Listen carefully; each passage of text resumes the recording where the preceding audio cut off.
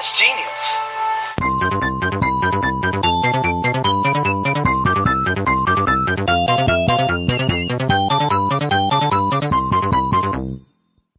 Hi guys, welcome to another edition of the Retro Video Gamer podcast. I'm Dan. I'm Keith. And we're here again to do another podcast for you. And just before we start, I just want to say a big thank you to you guys for downloading and listening to the podcasts. It's really appreciated, and it's nice to see that people are enjoying the show. And we really love your feedback as well. We've been receiving some great feedback about the show so far. So thank you very much for everything you guys are doing. And just a reminder to everyone, you can subscribe to the show on iTunes. If you're lazy like myself and want your computer to download the show for you, then just hit up on iTunes, go in the store, search for the RVG podcast, and you'll find it there. Hit that subscribe button, and each episode will be downloaded automatically, so that's much better for you. And if you could leave some feedback on the iTunes page and some star ratings, that would be great as well. So plug's done now. Let's get on with the show today. And today we're going to be covering something which is quite near and dear to me, if I'm honest. As you may know from my bike casting not long ago, I'm a big fan of movies. And today we are covering video games that have been turned into movies, so movies based on video games, and we've got a bit of a list to get through today. And there's one hell of a list. Yeah, and there's some corkers here, I'll give you that much. So I'm hoping you guys are going to stick around and enjoy this. So let's start right at the top, the one that everyone talks about, the one that everyone all over the world has said, this movie is awful. It's, of course, the Super Mario Brothers movie from 1993, and it was the first video game movie ever made. Well, besides probably ones in Japan and that, but this was the first big American release. Yeah, what can you really say about this movie? I mean, the popular opinion, well, everyone seems to hate it. Well, I mean, I watched it at the time, and I must have been about 12 or 13 on a ferry trip of all crazy things, because it was just freshly released, and I actually remember enjoying it. I think it's one of those when you watch it the first time, you're more sort of in awe of, oh my god, they've actually done a Mario Brothers movie, and you're so happy because the characters are kind of there and everything. But when you look back on it now, because obviously you look back at it before you watch it with nostalgic goggles, and you're like, oh yeah, it was a brilliant movie and that. But when you look back on it now, it's flawed as anything, if I'm honest. It is. I mean, the great thing is now, because it's so many years later, there's lots of interviews online with the actors and the directors and stuff, and I think there's a big thing about how the directors were fighting with the studio, and they were having scripts dropped on them last minute, and I've read an interview recently where they were basically saying they were surprised they even got the film finished. It was that, it was that much of a mess, and it was such a strange thing to go wrong. I mean, it was an incredibly difficult thing to come up with if you think about it. I mean, what is Mario Brothers? It's two plumbers get sucked down a drain pipe and appear in a mushroom kingdom. I mean, unless you're doing an animated film, how the hell do you come up with a live movie for that? So I think for what they came up with for the basic core idea, it wasn't all that bad. It just, I mean, they had Dennis Hopper in there for a start. I mean, he's probably the best Bowser or best villain you're ever going to get. What old Baba and a monkey. Yes. But no, it's one of those, can you really make a faithful Super Mario Brothers movie? Can you? Like you said before, I reckon you could do an absolutely fantastic, CG or whatever animated movie of Mario. You could around about the same time, actually. I forgot about this completely, but there was a film called The Wizard, which came out with... it might have actually just come just before Super Mario Brothers movie, because I think it was about 91, 92. I'm just remembering it now. Well, it was just before the release of Super Mario Brothers 3, because they used that movie as an advertisement gimmick for it. As a kid, absolutely crazy for Nintendo stuff, and there was no internet, and it was just magazines, and you'd be getting magazines with these free VHS tapes, and they'd be showing off bits of games and talking about Mario, the new Mario game that was coming. And then I can remember being in the cinema and just sat there waiting for all this footage of this game this kid's going to be playing, and Mario 3 comes on. And all the games up till then, they just seemed so basic, and like the very, very early Mario games with the basic platformers. And then the third one came out, and it just looked incredible. I can remember, I was only a kid at the time. I can remember my jaw dropping in the cinema. Absolutely fantastic. And I bet riots kicked out. I bet kids were throwing popcorn and going, "Oh my god!" Well, it's no surprise it became like the greatest selling game of all time for about 10 years after that. Yeah, very clever marketing from Nintendo. Yeah. Very clever of them. But so The Wizard obviously was an interesting one. But yeah, the Mario Brothers movie, as I said, can you really make a faithful adaptation of it? I mean, God rest his soul, Bob Hoskins obviously played Mario, and I think he pretty much said he's pretty much denied all sort of thing of him being all involved of it. I think pretty much everyone involved in that movie has said I think he was going around telling everyone it wasn't him, it was Danny DeVito who played Mario. Yeah, probably. But obviously Bob Hoskins and I don't want to even try and say his last name because I'll probably affect... John Leguizamo or something. Yeah, like he's not a mogwai. Yeah, but I read an interview like you probably did, but they said most of the time they were absolutely drunk as anything on set just to get through shooting the movie because it was that terrible for them. Which makes a lot of sense when you watch the movie again. Because some of the acting choices in that were a bit interesting. It was one of those interesting things because there's so many stuff in it. You just think, how is this aimed for children? I mean, obviously you could say, well, films shouldn't just be aimed at children, should be aimed at adults.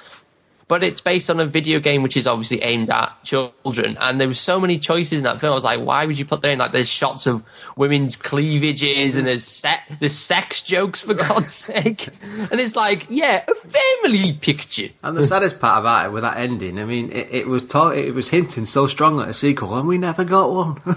That's why you should never sequel bait. Yeah. Because it will never happen.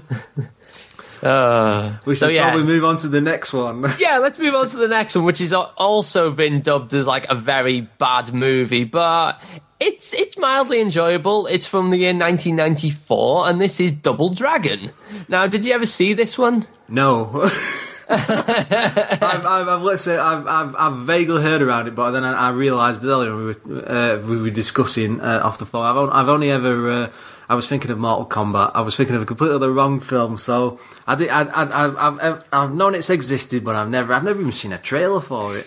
But I suspect it must be pretty terrible looking at the details online because it's like a 8 to 9% Rotten Tomatoes review. So it's okay. They got the names right at least, unlike the NES one. It's not Bimmy and Jimmy. It's actually Billy and Jimmy Lee and everything like that. So they got the names right. That's why it didn't sell, because they just didn't use Bimmy and Jimmy. Yeah. That's it exactly. That's why it failed.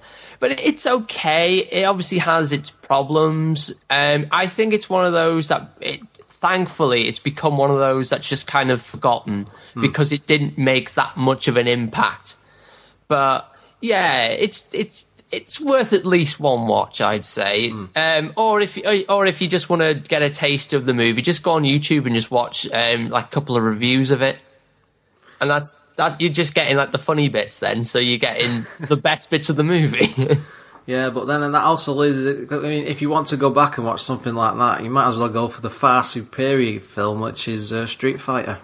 Yes, which is the next on our list. This was Raul Julier's last ever film. Some say it's absolutely terrible, but I actually watched it a few months ago, and I had a bloody good time. I thought it was hilarious. I mean, it was so over the top, and it's absolutely insane, but that's all part of the fun.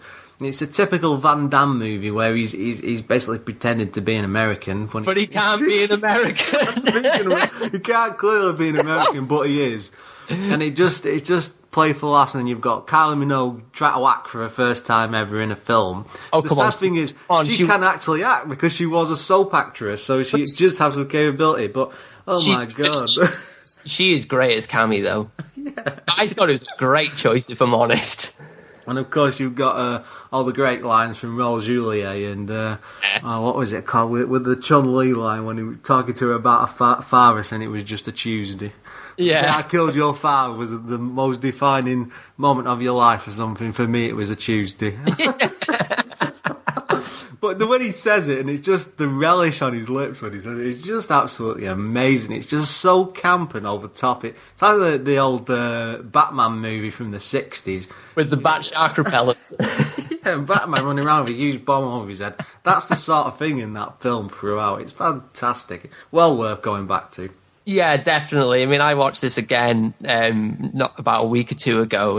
If you're following us on the Facebook page, and you'll see I posted a picture of my VHS copy of the Street Fighter movie. And like you, I loved it. I absolutely loved Raul Julia makes that movie. He really does. He's kind of it's such a strange performance because he's so goofy, but he plays it so straight. And that's what makes it so hilarious. Is he comes out with his lines like, "Oh, for me it was it was a Tuesday," and all his and of course the famous line, "Of course," all that kind of stuff. And because he plays it so straight, that's what makes it hilarious. Like he's not the crazy manic overlord. He's like, "Oh, I'm gonna get you," and all like that. No, he's just so calm, so collected. But when at the end and he starts hovering and flying at the camera with his menacing look on his face, you're crying with laughter. You can believe it because he did actually have some good effects. It did, yeah. And that closing montage where they all jump in the air and it freeze frames. I mean, that's brilliant. Yeah, it is. But the thing I found the funniest thing about this was, I like the fact that as the film progressed, they slowly got into their video game costumes. Yeah. It's like, oh, Ryu, Ken, you're joining the Bison Corporation or whatever. The great thing with Ryu and Ken is they appear right at the beginning of the movie and then just seem to disappear for most of it, and then just to fade in towards the end as if they're the main characters. Yeah, it's really jarring, but it's great. It's like, by the way, we're still here. But yeah, they've joined, obviously. Is it the Shadow group is that Bison's group? I can't remember. Is it Shadow Ling or Shadow Lane or something like that? Someone will probably out in somewhere and say, "No, it's this out there, you not know that." But when Ryu and Ken join, they're like, "Come on, we'll get you some new clothes," and it just happens to be the outfits from the game. And then obviously Guile and Bison are fighting, and then Guile, I think he rips his shirt open and he's got the vest on and everything I think that. At this point, this is also the perfect time, to go off to the animated movie as well, just as an aside, just because we can compare the two. But I'm assuming you've watched the animated movie, Dan. I mean, for me, I picked this up when I was about 13, 14. It was my introduction. I'd never seen anime before or anything like that. It's the early 90s.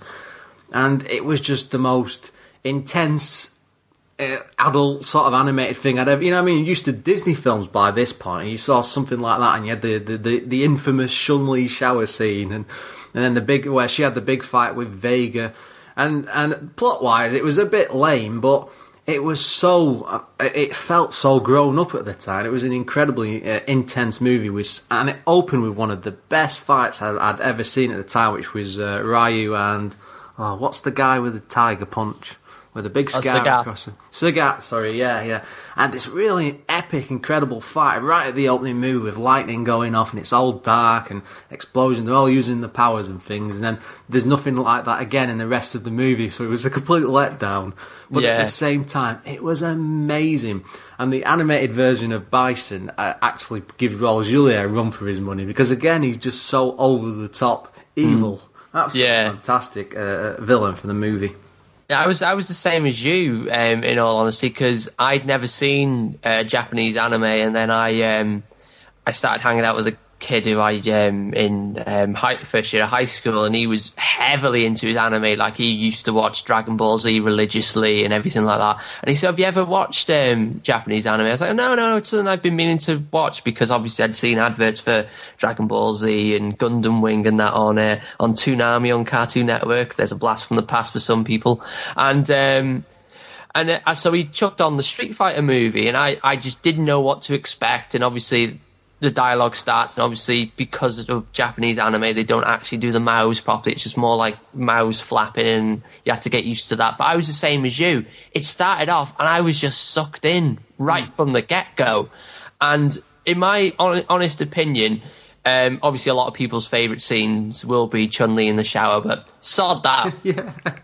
The scene that follows it with Chun-Li fighting Vega, that is my favourite scene in the entire... because she kicks him and it rips his mask off and she scratches his face, and you just know there's some shit going to go down.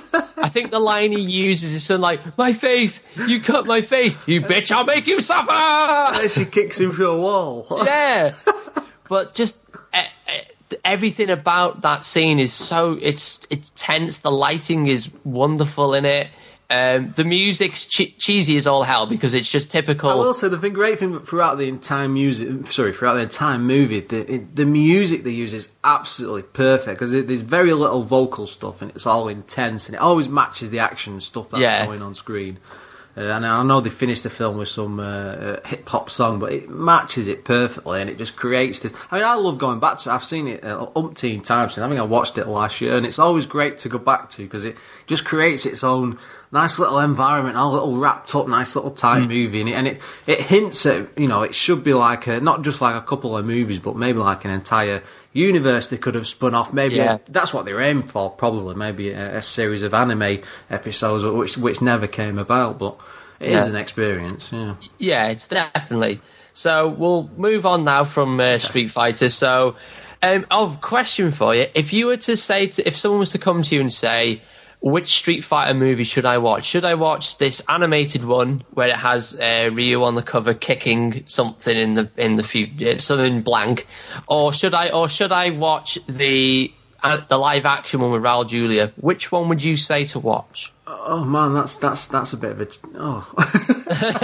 that's just too difficult. I would probably say the animated one to start with, just because that's got a proper plot and it makes a lot more sense. But then the thing is, once they've seen the animated version, they'll just love it, and then you'll just say, "Well, go back and watch the live version," because just be prepared. In all honesty, I'd probably gauge the time. I'd probably, if it's any of my friends, which I know they'll probably, hopefully, all be listening, I would say go back and watch the live action one first, because it's just a barrel of laughs. It's good fun, and then follow it up by watching the anime one, and then you'll be like, I'm satisfied with the anime one because it's so serious, it's so well done. The great thing about the live action one is, for me, it always makes me want to watch more Van Damme movies, so then I always start watching like Universal Soldier and Time Cop, and then I'm off and away watching 20-odd films for a few weeks. Yeah. But, But yeah, I think more people should give the Street Fighter live action movie another chance because it's such good fun. It's such good fun. Yeah, amazing film. Yes. Definitely recommended. So now the next film, which was released just shy of half a year later.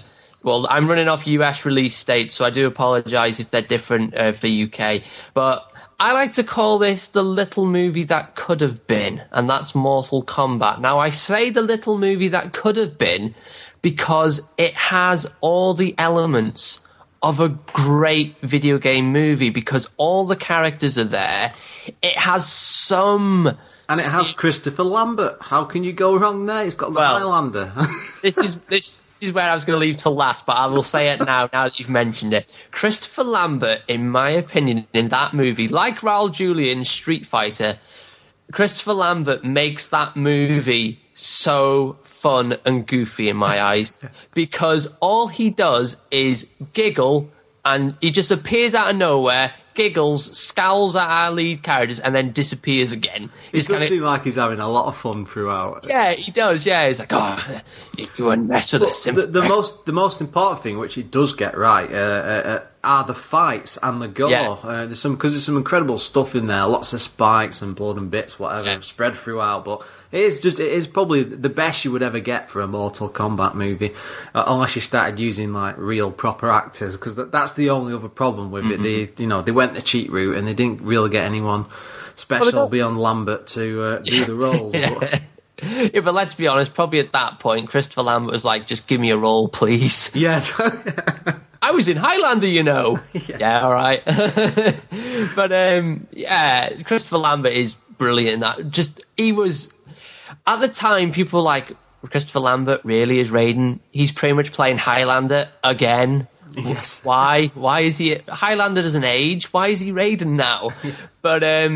But when you look back on it now, he's perfect as Raiden because, like I said, he's just goofy and he's just such fun to watch because he just giggles all the time. He just goes around going all the time. And I liked what's his name? The main villain in it. The guy with the arms. I know what you mean. Yeah, the one who is it? Is it Shang Tsung? Something like that. It's some really old. I think it's like a Buddhist-style demon god or something. Yeah, and he's stealing the souls of everyone. Yes. He's also fantastic because the opening scene is a fight between Shang Tsung and Liu Kang's brother. But it ends up being like Dallas, and it's all a dream. And he basically Shang Tsung picks up Liu Kang's brother, looks dead into the camera, points, and goes, "Your brother's soul is mine." And oh god, I was crying watching that not long ago. I was like, yes. Although, despite its age, because it was 95 when it came out, the CGI isn't actually all that bad because especially with all the arms and stuff, it's not going to be the best, but. I think they realised they had little, so they did as much as they possibly could. And it's not too bad going back to it now. Yeah, like when you see Scorpion and his hand splits open and you see the spike come out, it still looks reasonably good. Mm. And I think it was fun, the fact that they actually used the audio from the game to do the "get over here" and all that stuff. I thought that was quite good fun. But yeah, another good thing about the movie is Goro. What they did for Goro was absolutely amazing. I think he looks so good. You couldn't fault that. I think it's all, obviously it'd be a guy in a suit, but I think it's all pretty much animatronics. I will have to say, I mean, were you an actual fan of the games?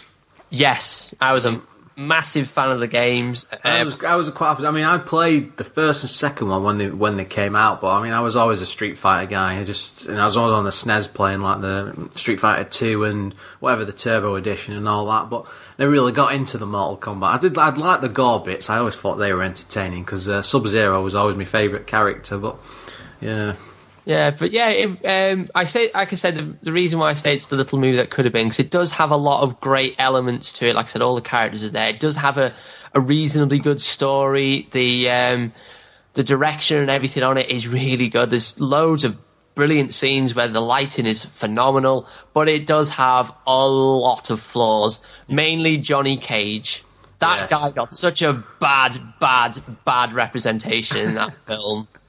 He's just pretty much a goofy character. It's like Johnny Cage wouldn't be like that. He should be all cool, but no, he's just goofy. He's the comedy sidekick, really, isn't it? It just doesn't work. Yeah. He's like, oh, they dropped my important bags in the water. Oh no! SpaghettiOs. Now there was a sequel to this. I believe it was terrible. I've never seen it. I don't know if you have. No. Because I was again. At the end of the first Mortal Kombat movie, they did the sequel baiting, as most movies did back in the 90s. They thought, we're going to get a sequel because it's based on this. Christopher Lambert wasn't in it yet. At the end of the first one, he was going to play a big part because he was going to go fighting. But I think at the beginning of the second one, he gets killed in about 3 seconds. It's a stunt double gets killed in about 3 seconds flat because I think I've seen the opening. Right. Yeah, so no. Swiftly on, that's a really bad one. But I think what happens in this type of film, the sequels are always terrible. It doesn't matter what it is. So, yeah, moving on. Yeah, the sequels are usually of a lower budget because, obviously, the studio who probably released the first one, it didn't succeed very well. So they're like, right, we're not touching a second one with the barge pulls. So then they have to find funding, and it's probably never as high budget. So that's probably why it's never as good. So we'll move on from Mortal Kombat now. And we'll go on to Tomb Raider, which was the one with everyone's favourite woman, Angelina Jolie, playing Lara Croft. So we'll start with your thoughts on this one. I will say, I mean, I saw this movie in the pictures Because I love the first Tomb Raider game. I completed it on the Sega Saturn, and that was it for me. I never had a PlayStation back in the day until several years after.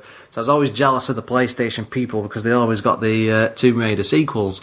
And I thought it's going to be a fantastic film because it's going to be like Indiana Jones, but with her playing the main part. There's even if they don't steal half the ideas for Indiana Jones, how could you go wrong with a story like that? Because it's like an archaeology super secret agent spy. You know, all sorts of stories you could do with it, and then we ended up with that with Angelina Jolie. And I mean, after all these years, the only thing that sticks out of my mind is when the time freeze comes along and she's running and there's all the bouncing boobs. That's not the sort of impression you want to leave people with for years to come. Well, let's be honest. Well, Lara Croft, the icon that she's now become of... obviously now become a bit of a sex icon. Well, at the time she was even a sex icon, so I think the studio have probably done the fan service very well. The box office totals on it, with the list we've got, it got to come out with almost $275 million, whereas the highest grossing game movie before that was Mortal Kombat at 122. Yeah, so I suppose they did do something right. So maybe bouncing boobs is the way to go for these films. Well, maybe if Michael Bay directed it, it probably would have had more bouncing boobs and would have made triple that.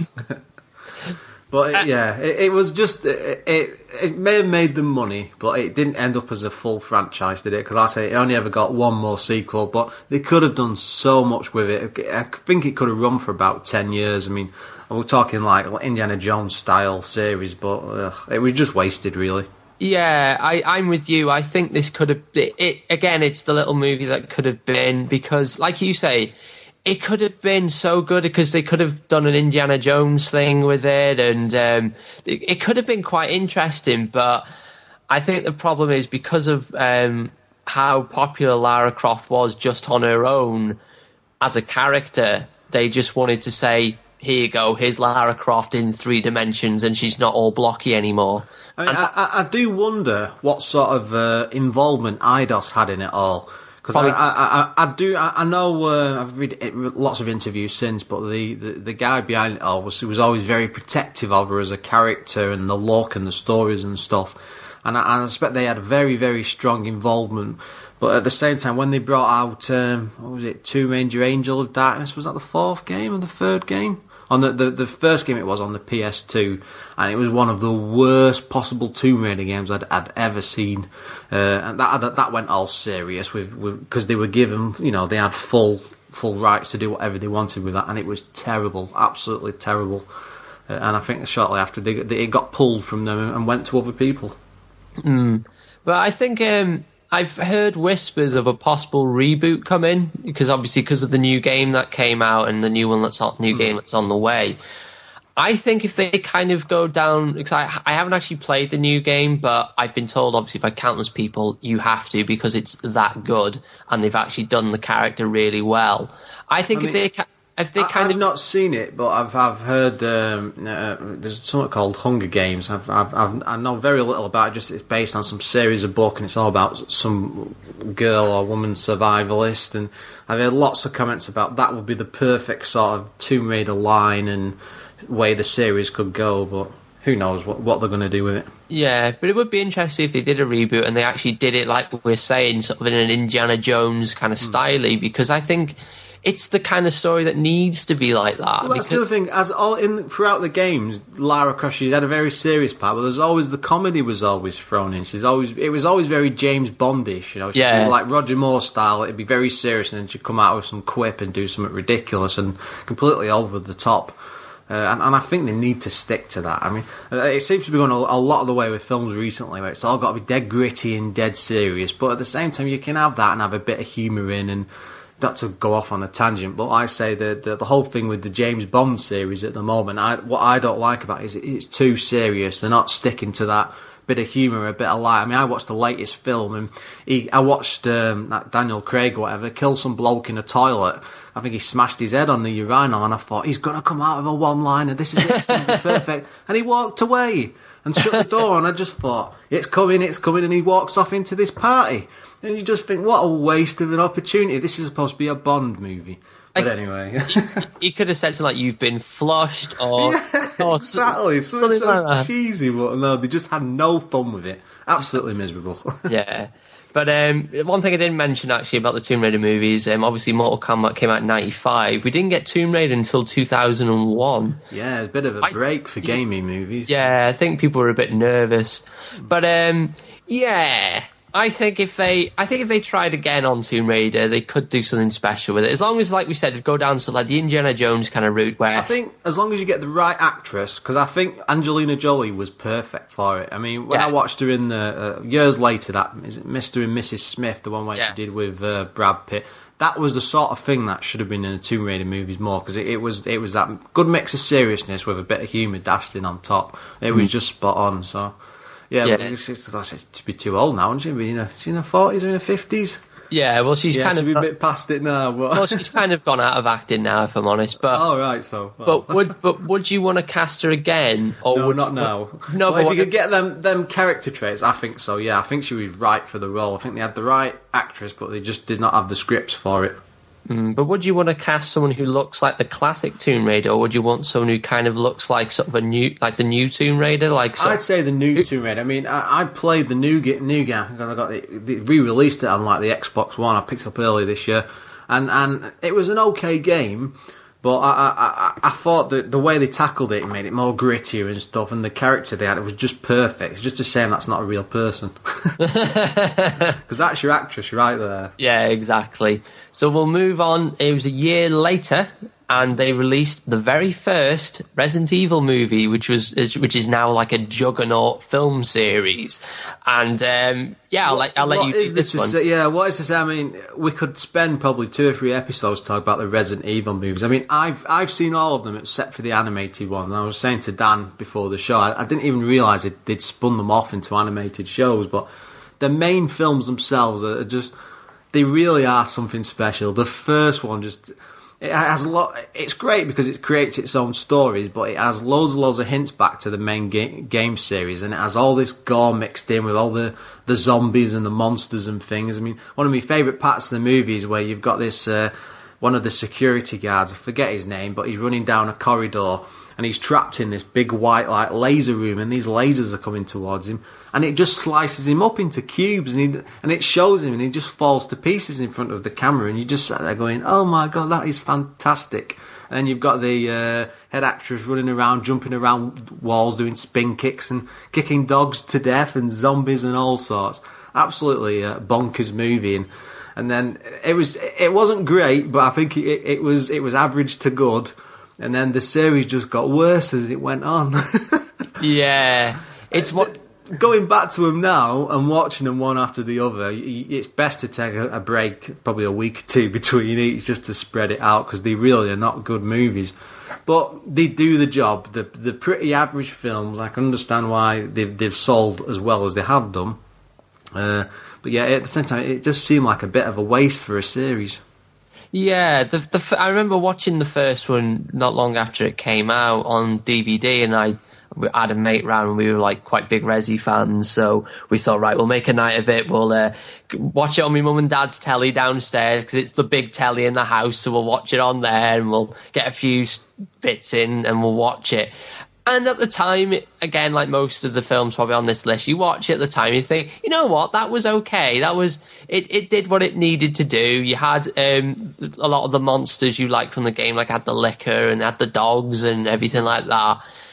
But like you say, the film series went very downhill as it kind of progressed. And I think the reason why it's selling so well in the cinemas is people are... Because each trailer, when the new trailer comes out for the new one, it makes it look like we've got it right this time, guys. The trailers are very, very good, I will say. I mean, the one I watched before last, I think it was the one in when they're out in the desert.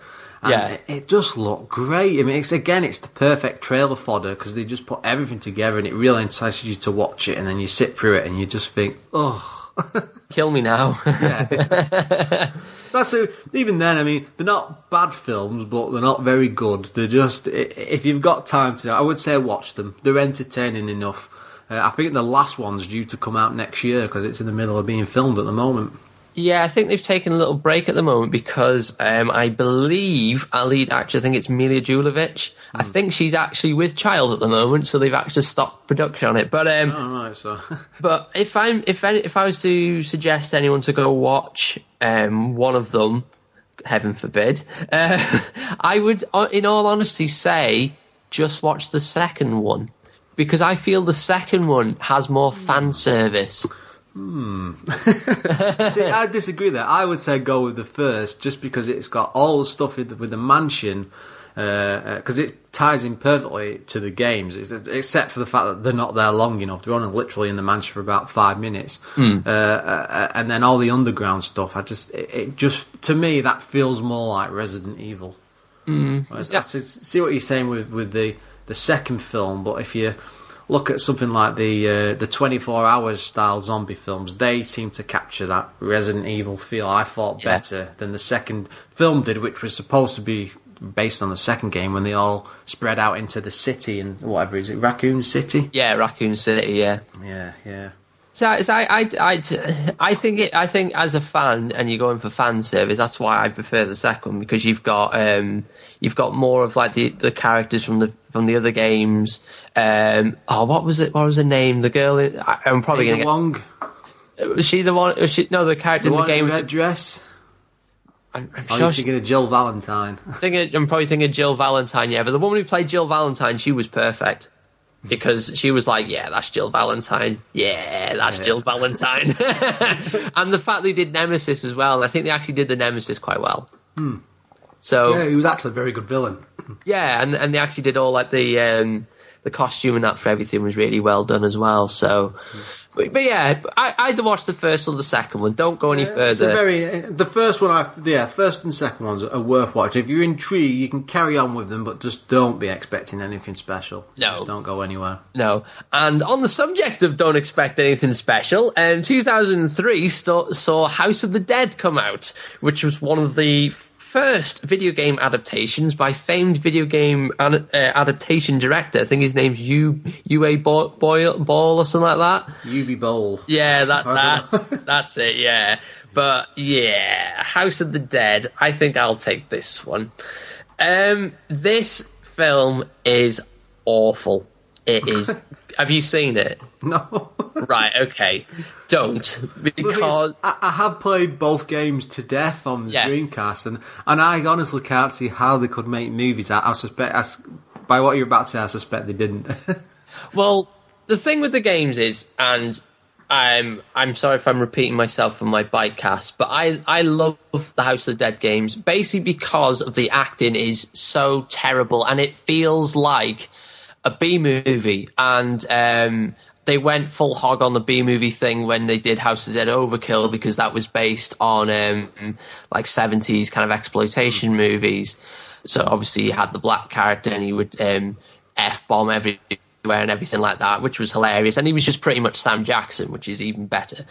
But so when I heard that they did the movie, and I only watched it, must have been about 4 or 5 months ago, because I did it for my film review show, and we did a month of video game movies, and we did House of the Dead, and I wasn't expecting much, because obviously I know the director never does a good film, but I thought it could be interesting because of the fact that it's based on games which have terrible acting, terrible stories, but you love them because they have all those elements. And the thing that annoyed me the most about it was every now and again you'd be watching the film and there'd be a scene happening, and all of a sudden it would cut to footage from the game. Yeah. For no reason whatsoever. Like they'd be shooting at a zombie, then all of a sudden it cuts to a shot of shooting zombies in the game. You're like, why? I want to see it now, because that must look so clunky. It Especially does. with the graphics at the time. Well, it's obviously taken from the Dreamcast version, but they've put like filters over the footage and that, and it's like, why have you done that? Why have you done that? And in all honesty, if this was the intention, then well done, you've succeeded. But all it made me think is, I want to play the game now. I don't want to watch this crap. I want to watch the game. I want to play the game. Uwe Boll, or whatever, he was famous for these sorts of films, because I think he also did the next one which was on our list is Alone in the Dark and Blood Rain, which roughly came out at the same time. Yes. I mean, I've seen bits of Alone in the Dark and I've only watched reviews of it, but it's not something that's ever interested me, but I've heard very, very bad things about it. Blood Rain, I managed to watch about 25 minutes of it. I mean, I remember playing the original game on the Xbox. I think there was a sequel as well. And it was actually they were average games, but the story side was actually fantastic, because it was some modern day, I think it was a modern day vampire facing off against Nazi vampires or something crazy like that. And as a character, it was a very Bayonetta style character, very dark, and I just thought, this could be really interesting as a film, and then you watch the movie and it's just absolutely drivel. It's like the actors have never rehearsed anything, and it's just completely random. Well, we'll discuss that a bit more in a sec, because we'll have to obviously go back a little bit. But back to House of the Dead for a second or two.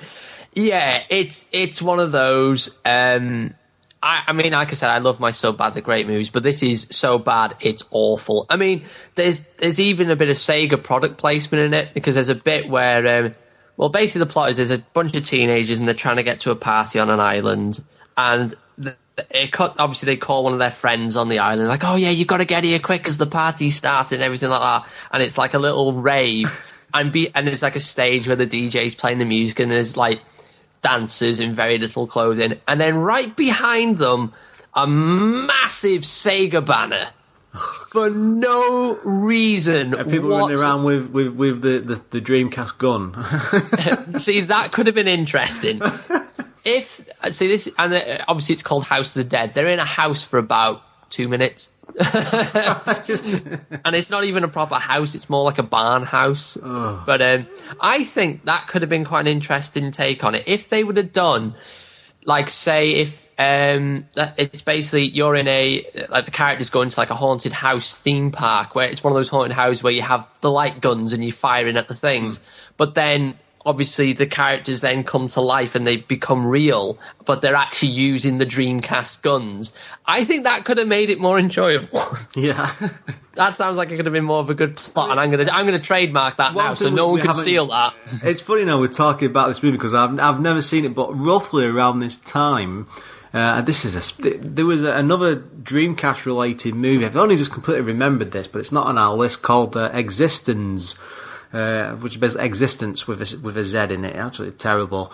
And it was this guy and a girl fall into this online world by touching this squidgy Dreamcast controller, which is made from some mucus or something. And it's all I think I remember this. And they fall into this world and they can't work out if it's real or what's right. And then they get to the end, and I think there's some shotgun wedding or something, and then they realise it's all fake and come back. And I can remember seeing this at the time, and I can remember, I think my eyebrow almost snapped in half because I couldn't stop frowning so much. It was absolutely dreadful. But the only reason I'd watched it because it was in all the Sega magazines, and it was like, this Dreamcast movie's coming out, but it had nothing to do. I don't even think there was actually a console in it. The thing they used was shaped like a Dreamcast, and I think it had the Dreamcast symbol on, but it was like this, like it was a mucus like brain. Oh, it was a weird film. It was back to the main subject. Yeah, I think it was Mother Brain for Metroid. But yes, that was it. Yeah, but House of the Dead. Don't go watch it. Apparently there are two. Believe it or not, apparently there are two versions of this movie. There's the original theatrical release, and then there's the director's cut, which is apparently more goofy than the original version. I believe the one with the clips from the game is actually the director's cut. So our director decided, you know what this needs? Footage from the game and more goofy moments. But no, don't waste your time. As a fan of the series, just don't watch it. Please don't. It's not worth your time. But if you want to, God help you. So we'll move on to another UA ball game or movie, and it's Alone in the Dark. Yeah. Another one I covered on my film review show. Tara Reid as a scientist. Is Tara Reid in it? No, my God, what happened to her? Well, she's in loads of B movies. She was quite famous at first because I think she went in the American Pie movies and Road Trip and all that. She seemed to be going somewhere, and then I think she appeared in a Rowan Atkinson film, and then that was the end of her career. And then the drugs kicked in. But it's Tara Reid. Oh, what's the guy's name that's in it? He's one of those actors that's pretty much been forgotten about now. It's going to bug me, but I'll put it in the show notes. Obviously, I'll put links to all the films, and you can go look. I'll probably have someone comment saying it's this guy. But, like I said, all you need to know about this film, and it'll set the entire film for you, is Tara Reid plays a scientist. Let that sink in. And that's all you need to know about Alone in the Dark. Tara Reid plays a scientist. Oh. Anyway, moving swiftly on. Yeah, moving swiftly on. Let's go to Doom, which was in 2005, and this features everyone's favourite actor, The Rock. Yeah, Dwayne Johnson. He's awesome. Yeah, Dwayne The Rock Johnson. I saw this at the time, and I can remember a little about it. I can just remember him, and then I can remember all the stuff with the shotgun view, where it was like, as in, it was supposed to be the joke take on the game, where someone was running around and shooting people. It might have been him even. But, no, I don't think it was him. I think it was one of the fellow. Oh, because he was the villain or something, wasn't he? That was it. Sorry, I'm spoiling the ending there. I'm afraid to say he is the villain. We'll put it in the title of this episode. Yeah. May contain spoilers, like you get on some products. May contain nuts. It's just such a forgettable. It's such a shame because they had The Rock in, and when he does action films, they tend to be not great, but they tend to be good more than bad, and it was very disappointing to see that he had something like Doom where he could have come up with something amazing. He had an actor like The Rock, which could have been something. It could have been a bit like a Chronicles of Riddick style story, really dark with hints of humour in again, but just wasted opportunity. It was one of those, again, the trailer for it made it look good because they basically, all they showed, I think, was the first person scene. And everyone was like, they've done it in first person! Oh, that's going to be brilliant! I remember watching that in the cinema. It was awesome because I went with my mate, and I remember turning to my mate and going, my God, this is fantastic. And he was like, oh, good God, but what about the rest of it? But, yeah, it's just watch the. You can probably go on YouTube and find the first person scene. Just watch that. Yeah, that's all you need to see. You don't need to see the rest of the film. You really don't. We'll move on now to Blood Rain, which was again, as we said before, that's probably one of the worst films I've ever seen. Which is saying something to me. And I think it really tries to be one of the worst films I've ever seen as well. It was just indescribable. Yeah. I haven't seen all of this like yourself. I've seen bits of it and I've seen reviews of it, so I've pretty much seen the whole film. But yeah, there's a lot of stuff in it which is quite bad, although I do like Michelle Rodriguez. I would say, because I go to the cinema a fair bit, and it takes something really special to make me get up and walk out of a film. I think I've maybe done it twice in all the years I've been going, but I think with this I would have got up and left. I mean, especially with the price of cinema tickets these days. With this, I would have gone. It was just awful.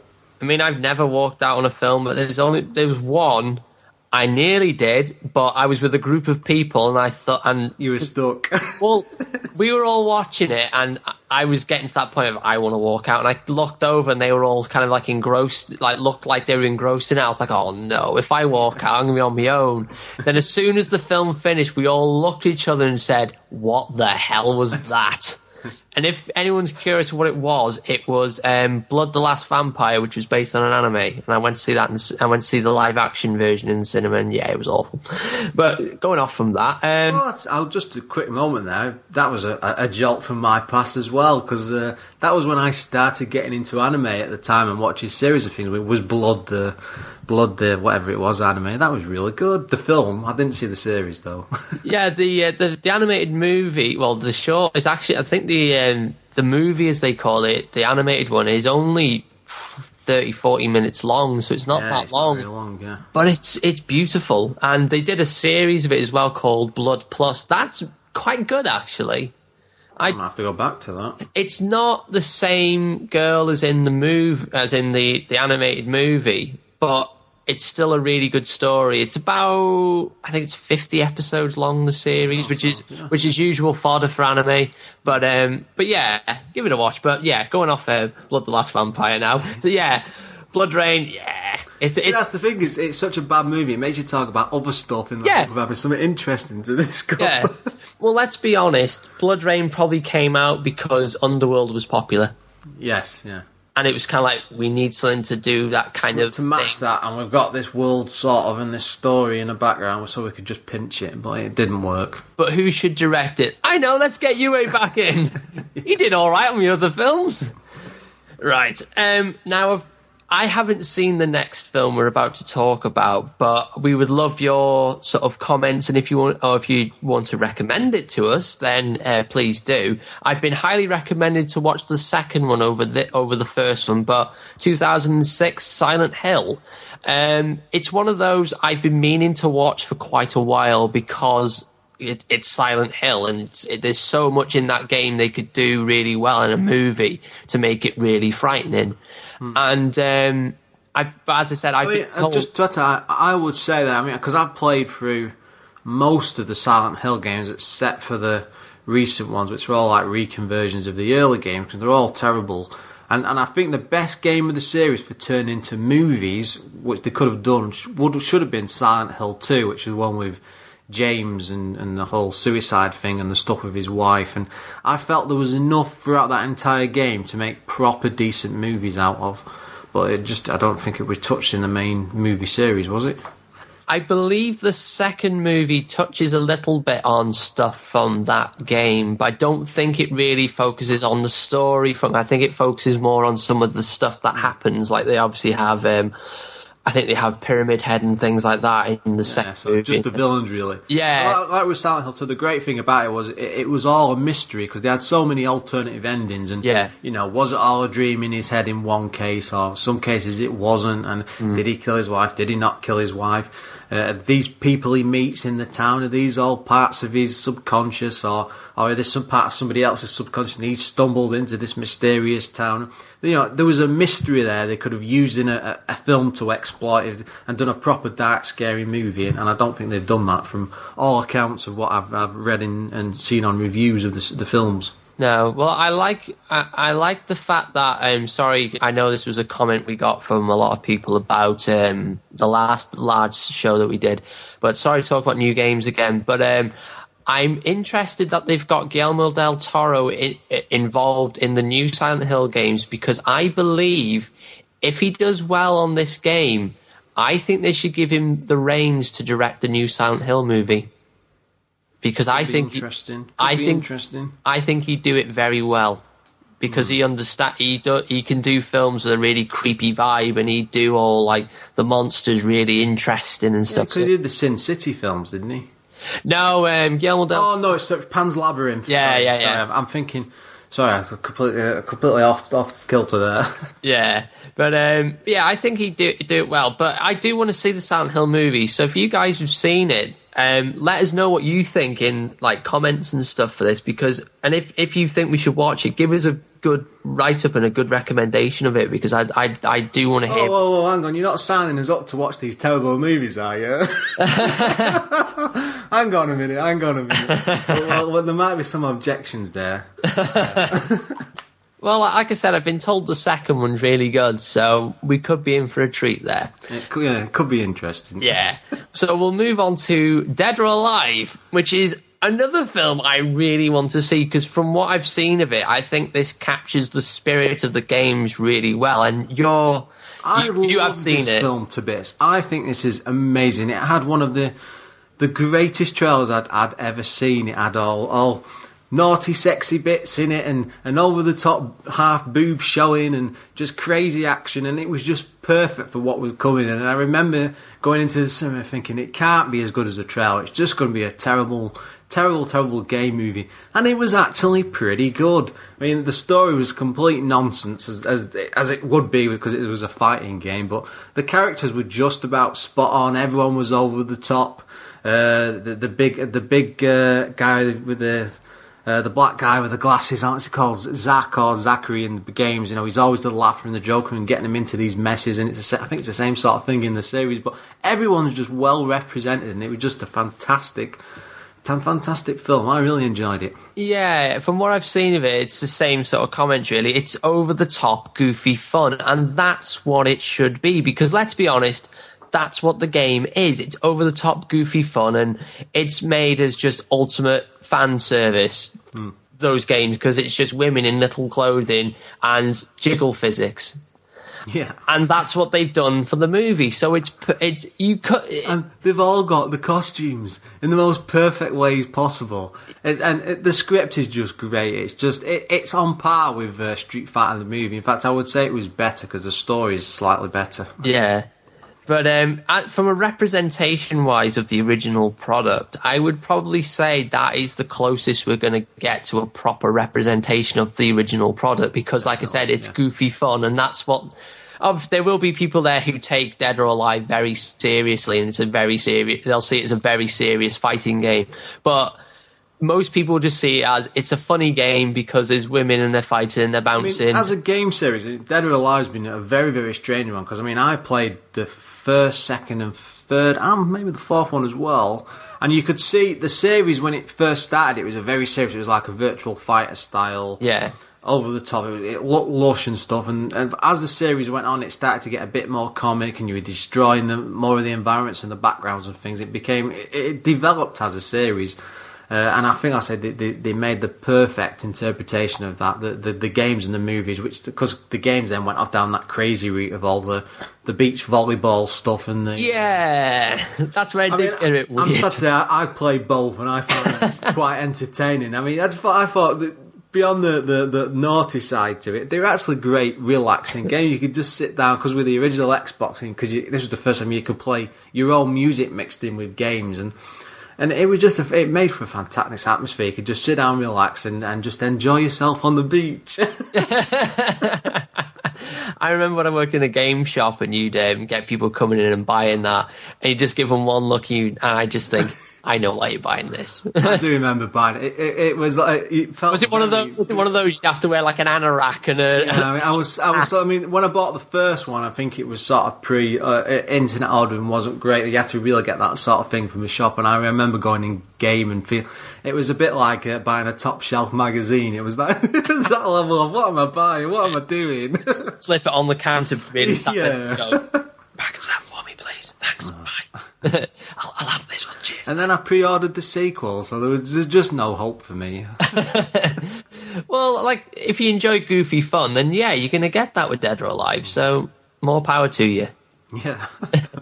So 2007 saw the Hitman movie, which you've seen a number of times. Yeah, I've seen this a couple of times. I quite enjoyed it. It gets a bit of bad press, and I think it's because the main guy as the I don't know what even called. Remember what he's called now? But he's 47. Yeah, Agent 47. The guy who played him because he played in the he appeared in Die Hard 4 as well. Yeah, he wasn't bad. He was a good. I thought a representation of the character. I'd not had too much experience with the games at that point, and I think that's why people were really cross with it. But I saw the film first, then looked at the games later, and realised the games were better. But I could appreciate the film for what it was. It was quite enjoyable, and I was disappointed it didn't get more, because I felt they could have done like a Transporter sort of thing, that Jason Statham film, series of films, that sort of line. I felt that's how it could have gone, but they just, after the first one, and they just never did it, which was disappointing. See, I haven't seen this all the way through, but my one comment, and you're probably going to shout at me now, my one comment is the guy who plays Agent 47, not because he's a bad actor, but I feel he's too young. Yes, yeah. I think because obviously they are doing a new version of the Hitman movie. I think it's out next year. It's just called Hitman Agent 47. Thinking about it now, and it's a very cliched answer. Well, these days it seems a very cliched answer, but I think a really good Agent 47 would be Bryan Cranston. Yes, yeah, perfect age for it. He'd have to go bald again, of course, but yeah. I think he'd make a great... Because the way I see Agent 47 as a character is he's like a seasoned pro. And this cold and dark and yeah. Yeah, and I feel the guy who they had as Agent 47, from what I've seen, he does a fair job, but he's too much of a baby face. And if he came at me and he was coming to kill me, I'd just laugh and go, really? go shine your head some more, kid. Come back when I've had a couple of more years in boot camp. But yeah, that's my one complaint about it. As I said, I haven't seen it all, but that's the first thing that struck me when I saw it. I was like, he's a bit young. So, but if I watch it all, I may enjoy it. But that's the one gripe I had of it from what I've seen. The surprise, I can't believe it was 7 years ago. I thought it was a lot more recent than that. Yeah, 2007. I think that's just old age. The years start racing by when you get to a certain point. Yeah. One thing I'm noticing when I'm looking at this list, it actually has the percentage on Rotten Tomatoes for each of these films, and Hitman's got 14. It's not a great movie, I'll admit that, but it's not a 14%. It's an average movie. Yeah. It's got some promising parts in it, and because they spent a fair bit of money on it, the budget's decent, so the action's not too bad, and the effects are fairly acceptable for the time, so I'd have rated it a bit higher than that. Yeah. The next movie I haven't seen, I think you said you haven't seen it as well, but again, if you want to throw a recommendation, because even if Keith doesn't watch a couple of these films we get recommendations for, I'll probably end up watching because I love watching crap movies, as you know. But Max Payne, and I really want to watch this, not because it's Max Payne, not because it's based on a massive video game franchise, not that. One thing alone, Mark Wahlberg. Oh, God. That man can play. Just watch as the podcast goes quiet for 5 minutes now. No, Mark. I like Mark Wahlberg as an actor. He's a good actor, and he can play the most stupid person. He is a good actor. I'll give you none of that. But he isn't Max Payne. I mean, the thing is, I played the first and the second Max Payne games to death. I was completely surprised because I think I got the Max Payne game. First Max Payne came out in about 2000. No, it was just before the Matrix craze with all the bullet time stuff. And this game was the closest you could get to being in that sort, that sort of that slowdown and special effects, jumping into rooms and all the slowdown going on and taking multiple baddies out. And it had such an amazing story. It was incredibly dark. His entire family had been murdered. It was all about story about revenge against these heads of mafia and all tied into this drug. And then him realizing later on that he was linked to it in some way, and he solves this big mystery. It was all very film noir and very dark, but it had the humour dotted in because they were just so over. They didn't know what they were doing, the developers at the time. And I read it in interviews, and they were just coming up with stuff on the fly. And all the scenes were explained in comic books, and it was all very breaking the fourth wall and talking to the gameplay and stuff as the story developed. It was an amazing story, and it would have made an amazing film because I think that's what it was based around. It could have been a film. And then when they came to the second one, which was meant, I think it was about 4 or 5 years later after the first. I mean, so he's a lot older and, a bit more gritty and wiser and stuff. And again, it was another great story, and it was more film noir again. He's getting involved in all this mafia stuff and all this big stuff going on, and he meets some assassin who he falls in love with, and then they have a sort of half affair as that story goes on and develops. And then they all get, I think he kills her or something at the end, or he goes up against this bad guy, and they get surrounded by police, and they're about to arrest him because he's basically massacred like half this mafia army. And then I think he gets shot or something. That was very, very... No, she gets... Sorry. She gets shot, I think. And then if you complete it on the hardest mode, she's actually alive. She survives, and I've probably spoiled it all for you there again. But it was brilliant. It was absolutely an amazing story. And I went into the cinema thinking, my God, this is going to be amazing. I mean, what else can they do with a Max Payne film? They've got the perfect stories there. I can't see what else you could do. And I sat down there, and you've got, like, say, Mark Wahlberg coming out there with his, I don't know what it is, his Boston accent or... His Marky Mark. His Marky Mark. Oh, God. all I kept thinking, it was like when you see that, what is it, the Team America film with a Matt, and he's like, Matt Damon. Matt Damon. That's it. And it was like that. And it was the same thing with Matt. Well, I kept thinking it was that sort of a thing when I was watching it. And then the story was just, it was okay. It was just so average, and they just touched next to none of what... They would hint at things like the Valkyrie drug from the main games. In the film, it was all, if you take it, it went into this CGI animated dark world where they'd see Valkyrie wings and demons and things, and none of that was in the game. But they had the perfect stories, and they just didn't even touch it, didn't even look upon it. All they had was the leather jacket, and it snowed a bit. That was it. Very disappointing, absolutely disappointing. Well, so yeah, I think that's the biggest lost opportunity, because. Again, I mean, just from the first two games alone, the first game was based on in a snowy night in New York City. They could have done a fantastic couple of movies on the back of that, and then led it on to a few years later where he was older and more grizzled and stuff. And I know they've done a third game, which is way after the movie, but I mean, the third game, the story's a bit poor because, you know, he's down and out, and he's living down in Brazil, and he's bald now, and he's a complete mess and a drunk and everything. Which I suppose you would be if you'd lived through all this stuff, but it wasn't a very good game. So yeah, it was a great series which just petered out, and the movie was just such a lost opportunity. One of the biggest regrets. Yeah. Well, the next movie, because we obviously talked about the plans and stuff before we hit record, and you say that the next film wasn't a lost opportunity. I believe you, if I'm remembering right, you said it's actually a very, very good film. Yes, and it's Prince of Persia: The Sands of Time. It's as based on the Prince of Persia games, sort of. It has moments of the original games with the dagger and the time travel and the stuff like that. And it's great how they have all the characters, but it doesn't really touch on the games. But then the games were weird because they were always very encapsulated, rushed through an adventure. There wasn't any real story to them, but I think they did a really, really good job of it. And I thought it just verged on greatness. I thought it was, for me, it was a 7 out of 10 film. Wow, so it's definitely worth a watch then, from the sounds of it. Yeah, I mean, I'm looking at the box office. I'm surprised it never got a sequel, because it got 335 million at box office. And most of these game films tend to do like 20 to 100 million, but 335 million and there wasn't a sequel, so it's a bit strange. I think probably the closest you'll get to it came a few years later with that Disney's John Carter film. I could go on about that for ages, but I mean, I really enjoyed that film. But that was that sort of sands and exotic adventure and alien type things going on with bits of sci-fi elements. Very good.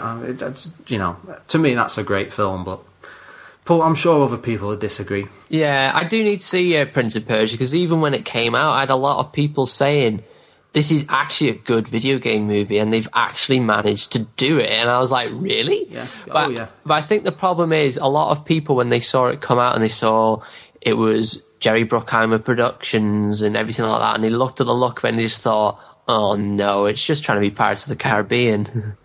Yeah. But I'll give it a watch sometime. I thought it was an interesting choice of main character, though. I thought that was an interesting choice. So it was Jake Gyllenhaal who played him. I thought that's an interesting choice. It does seem strange, but he does great with the role, and they have the romantic lead, because I think the story's based. It's sort of based on the first game. It has elements of it, but they had the romantic lead. I mean, in the first game, have you played the games? I've played bits. Not the 8 and 16-bit version, but the acts like the PS2 era style ones where it's a bit more advanced. Yeah, I've played a little bit of one of them. I think it was The Warrior Within. I think I played a bit of that. That was one of the later ones. Yeah, that's the very, very first game in the series where they had him and the princess or whatever, and there was a great relationship between them in the game. It starts off hit and miss, and they fall through each other as it goes on, and they capture that in the film very, very well. I thought it mixes into the story in a good way. Yeah, no, I'll give that a watch sometime. I'll definitely will. Plus, because it was a big production and they spent some serious money on it, the effects work and CGI stuff is absolutely fantastic. It's really well done. Well, it's Bruckheimer. Most of the time, if he puts out a film, he doesn't like cut corners. He does it well. So our final film of the day, well, for like films that are out, is Need for Speed, which features everyone's friend Aaron Paul from Breaking Bad. Have you seen this one? No. I've heard very bad things about it, but I don't know why I haven't seen it, to be honest. Probably I just haven't had time. But, I mean, I only know of Aaron Paul because of the Breaking Bad series, which is probably one of the greatest things I've ever seen on TV. Definitely. But yeah, it sounds like it was a wasted opportunity, and even Dan was saying before, he doesn't say any of his famous lines for it. No. I've always said I don't want to watch him. People are like, why don't you want to watch it? It's Aaron Paul and it's Need for Speed. It might be interesting. No, because Aaron Paul apparently doesn't call anyone a bitch in it, so I'm not watching it. No, I'm not having Jesse Pinkman go around not calling anyone a bitch. I'm not having that. So no. So again, Need for Speed. If you've seen it and you've enjoyed it, let us know, because it could be one to look at in the future. So just to kind of finish off this episode, I thought it could be quite nice to just quickly mention some of the films that are coming, like some of the retro films that are coming up. So, for instance, you've got a Ratchet and Clank movie coming out next year, which I'm really looking forward to. I assume this is going to be animated, because I can't see how that's going to work otherwise. No, it's completely CGI. All the voice casts are the same from the games. The look of them is the same from the games. It just pretty much looks like a long cutscene from a game, and I think that's nothing but good. And like we said at the start, I think that's the best way to do a video game movie adaptation, because you've got more creative freedom in animation rather than live action. Yes, yeah.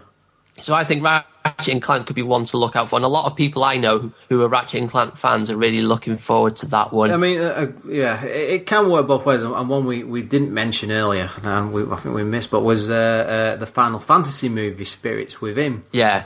What's this? Yeah. Looks-wise, it was incredible. I mean, I was caught up in the craze at the time, and you know, I saw it in the movie and I bought the DVD and stuff, and I remember regretting it afterwards when you'd hear all these tales how they had their like thousands of old Pentium 3 PCs piled up in rooms doing all this processing work on the graphics, and just to get this woman's hair to sway back and forth.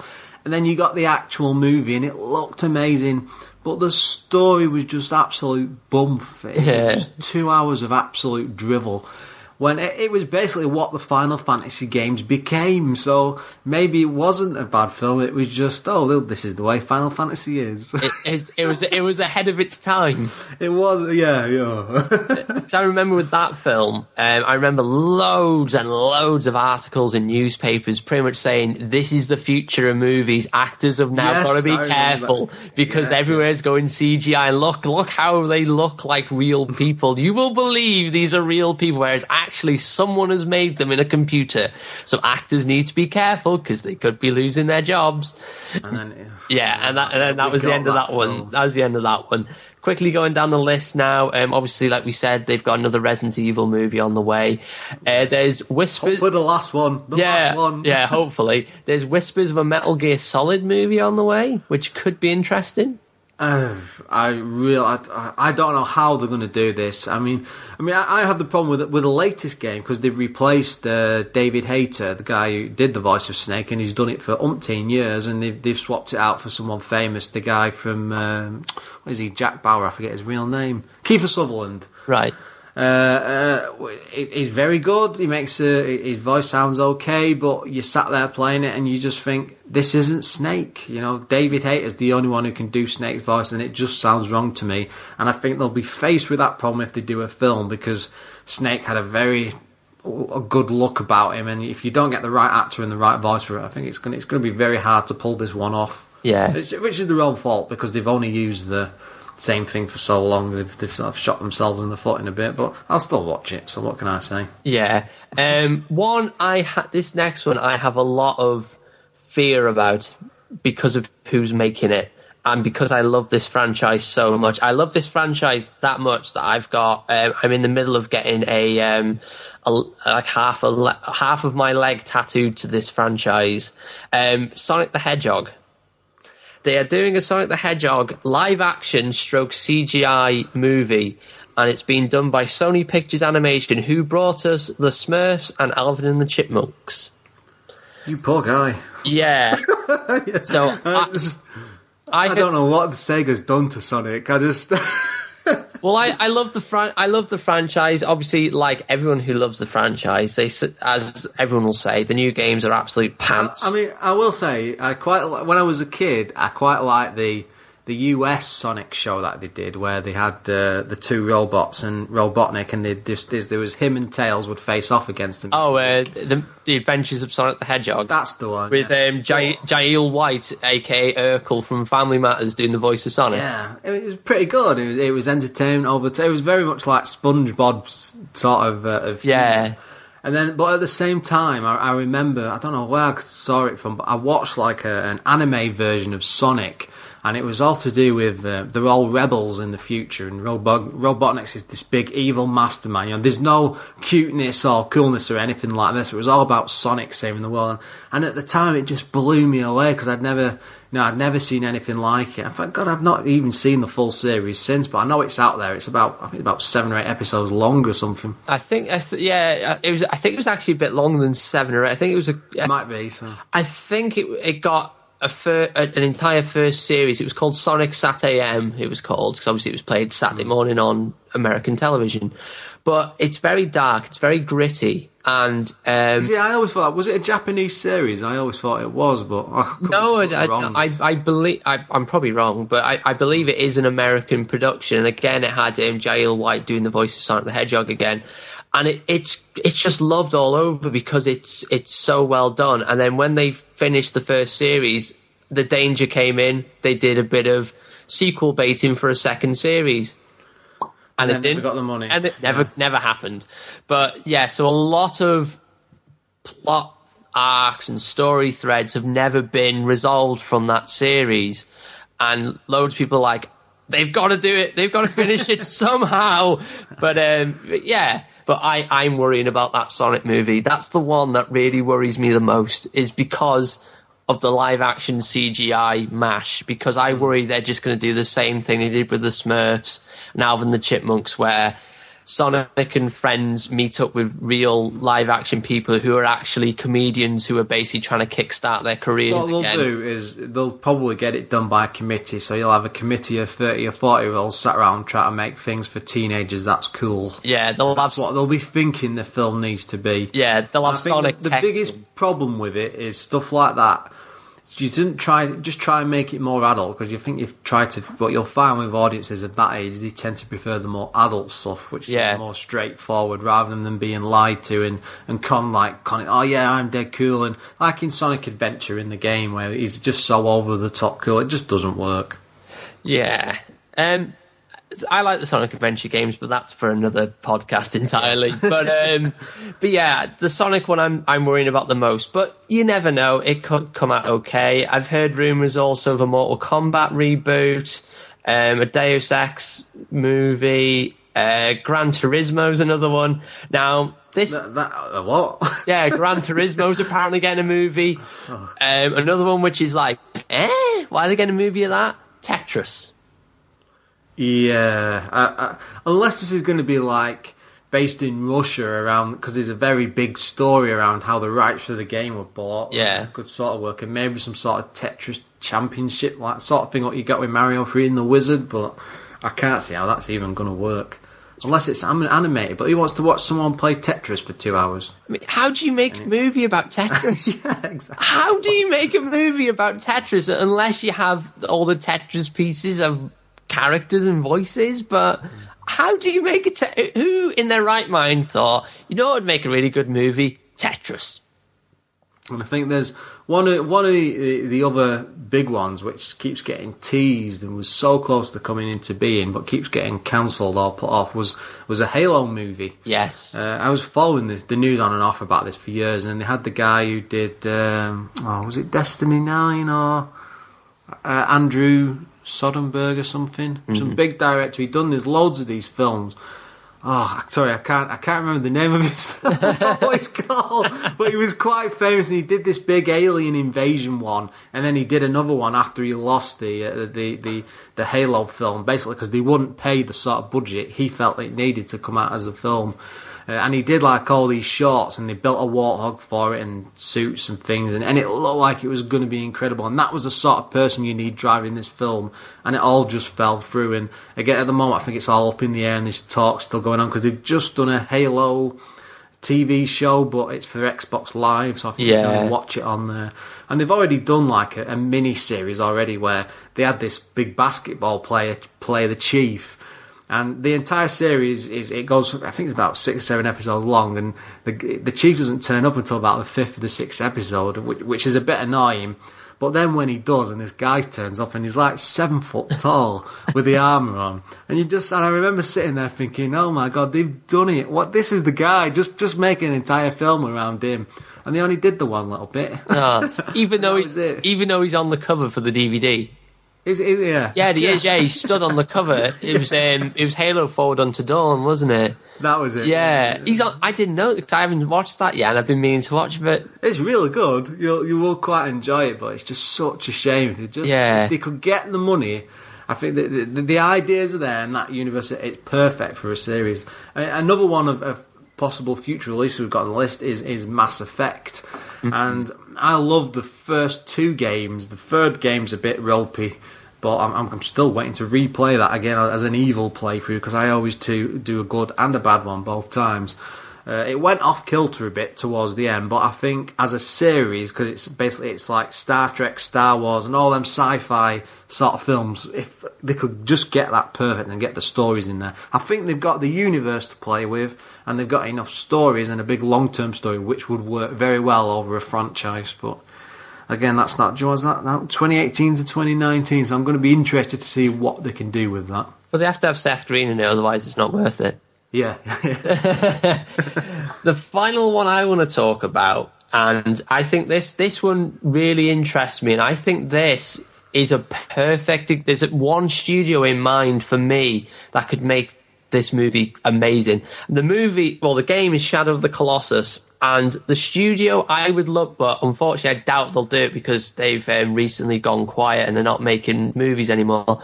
I think it could work as an animated movie, and I don't know whether you're aware of this company, but I think Studio Ghibli could do an absolutely incredible job with Shadow of the Colossus. You're right, they could, and they've got the power to make it as well, especially with Disney. It could be very, very special, because I'd love to see what their their renditions of the Colossus would be like. What? Answer on the back of a postcard. What's the plural for Colossus? Yeah. The thing is, it's a weird one to turn into a film, because the entire game, if based on the game, because the entire game, you're on your own. And unless the guy's going to be walking around talking to his horse, it's going to be a tough one to do, because you can't have villages or anything like that, because the entire game's about defeating bosses, and there's nobody else in that world. So it'd have to be a very artsy-fartsy one, I think. Well, that's why I think Ghibli could do it, because they work so well on quiet films. There's many of their films where there's no dialogue or anything for quite extended periods of time, but because of the way they direct their movies, you don't care that there's no dialogue because you're so engrossed in what's on the screen. And like I said, I think they could do Shadow of the Colossus beautifully. And I if I was to kind of sort of become a producer on this, which would never happen, but I would be straight away saying, let's get Ghibli back on the animation circuit. Let's get them doing this. You could split it. I mean, I don't know how many Colossus there was. About 16 or something. Oh, it's 8. It was 8, I think. Have you played the game recently? I need to play it because. Oh my god. Yeah, I need to play it because for years when I worked in Game Station, that's where I worked, and I saw it there time after time after time, and it's one of those. It's always just been just out of my reach. I'll either not because it's such a popular game. It's always had a bit of a price tag to it, and it's one I really want to pick up because I've been told by hundreds and hundreds and hundreds of people, you need to play it because it's that good. And It is. It's because it's a big experience. I mean, you go into this big, vast, open world, and then you're like climbing over mountains and valleys and things, and all these old ancient wrecks and villages. You know, there's no like villages or any of like NPCs, you know, characters to talk. There's just nothing like that. It's just you in the back of your horse, and you get like a cutscene at the beginning of the game and one at the end. And then there's like a demon you talk. I don't want to spoil the story for you. Yeah. But as you know, there's very little talking that goes on, if at all I can remember. It's all about you turn up like to a place and like the ground will start shaking and this big arm will come bursting out of the floor and you're fighting this for like 10 or 15 minutes. But it's always these big epic battles. Like one of them will be an earth bird. So this bird with big stone statues on it and big wings made of moss and stuff, which you have to climb up these buildings and jump off to grab on, and then climb over it to stab its weak spot. And you've got other ones where they're like as big as a mountain, and they'll slash big swords at you and trying to stab you. And then when it's stabbed and the sword's stuck in the ground, you have to jump on, then run up the sword, run up its arm, and climb all over it all the time while it's trying to shake you off. And there's no talking in those parts. It's just an experience. But then it's that. In other parts of the game, you've got where you're running about exploring. It's all about the exploration. You're on this horse and you'll run around a corner of something and you'll just see this big expanse and this plain before you, and it's just like, oh my god, this is incredible. That's what. But how you get that into a film, I don't know. I think they could do it, because it would be just a big epic. Like I said, if it was animated and it was Ghibli, they could do it really well. Yeah, I think they could do it as a very, very big artsy thing. I mean, you could probably make each battle for each of the Colossus last for probably 5 to 10 minutes, and then have the bits in between where he's wandering about. Maybe if he was talking to himself, that could sort of work. Well, maybe it would do better as a series rather than a movie. Because then again, the problem with the series, mate, it depends how much funding it gets, and if we could tie each one in. But we could talk about that one for hours. It's just it's not a game; it's an experience. It really is. It really. Go out and just play it. Yeah. I don't want to talk about it too much because you need that first experience. Yeah. Because it'll just blow you away, and you don't want people talking too much about it because if you spoil these parts, it will spoil entire sections of the game. Okay. So. Well, idea for the future. I will go out. I will get the game, and then we'll do an episode where we both talk about it. Yeah. So there's one for everyone to look forward to if you're a fan of it. Right. So. On that note, I think we should call it a day, if you agree on that, or if there's anything else you want to quickly mention. I don't think we've gone through any other films we can cover. I mean, we did have a suggestion of going through the Pokemon movies, but on account of about 15 of them, I mean, I want to go to sleep today, so I think we're going to go through them. No, there's plenty of animated video game movies as well. And again, that's a podcast in itself. You could just do an entire podcast on actually got like Advent Children. You got, as we mentioned, the Street Fighter movie. You got Mortal Kombat. You got a Tekken movie. You've got a Sonic animated movie. Like I said, the Pokemon movie. So maybe one day we'll cover those as well. If you want us to, let us know, because we could do it one day. And if we get enough people saying we'd love to hear your thoughts on it, then we'll do it. So once again, guys, thank you very much for downloading and listening to our Ravels of Madness. We really do appreciate it. And any feedback or any comments you want to give about the show, as we said at the start, either give it to us on the forum or give it to us on iTunes. And we do listen. We listen to all feedback, and it's all really appreciated. So thank you very much, guys, for listening. Yeah. Take care. As always, guys, thanks for listening. Yeah. See you later. See you later.